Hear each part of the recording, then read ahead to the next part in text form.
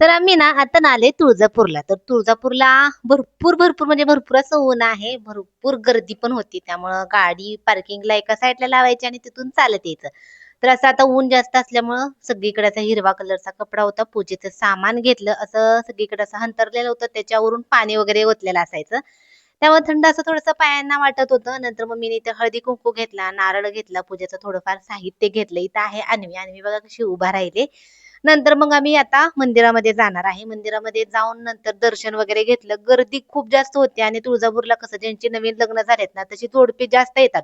त्यामुळे असं लाईनीनी, रांगेने दर्शन तर अजिबातच घेता आलं नाही. आम्ही मुखदर्शन घेतलं आणि नंतर मग जाता-जाता आम्हाला अक्कलकोटला पण जायचं होतं. त्यामुळे अक्कलकोटला पण जायचं असल्यामुळे आम्ही इथं छान असं दर्शन घेतलं. थोडंसं बसलो, मुखदर्शनच घेतलं आम्ही बाहेरून. नंतर जे काय आपण जे पूजेचं साहित्य घेतले ना, तर ते इथं ठेवायचं. कोण-कोण परड्या वगैरे भरतं. दानपेटी आहे. दान करायचं असेल तर दान करायचं. तुळजापूरला आलाय आणि बांगड्या भरल्या नाहीत, असं होत नाही. त्यामुळं सगळ्यांनी 3-3, 2-2 का असेना पण ह्या बांगड्या भरून घ्यायच्या. त्यामुळे मम्मीनं, मी आणि छोकली आम्ही तिघींनी बांगड्या भरून घेतल्या.